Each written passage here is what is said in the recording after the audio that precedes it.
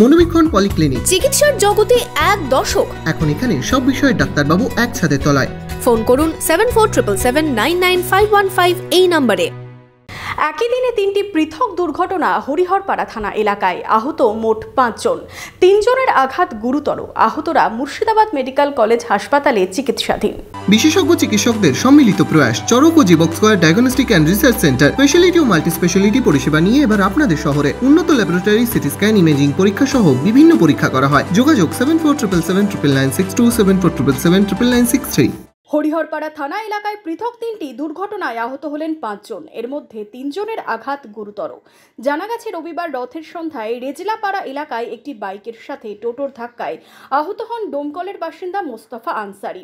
তাকে স্থানীয় হাসপাতালে নিয়ে যাওয়া হলে মুর্শিদাবাদ মেডিকেল কলেজ হাসপাতালে স্থানান্তরিত করা হয়।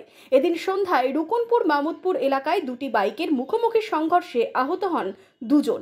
এর পাশাপাশি গজনীপুর এলাকাতেই দুটি বাইকের মুখোমুখি সংঘর্ষের ঘটনা ঘটে। এতেই আহত হন 2 জন। তাদের উদ্ধার করে হরিহরপাড়া ব্লক প্রাথমিক স্বাস্থ্য কেন্দ্রে নিয়ে যাওয়া হলে তাদের মুর্শিদাবাদ মেডিকেল কলেজ হাসপাতালে স্থানান্তরিত করা হয়।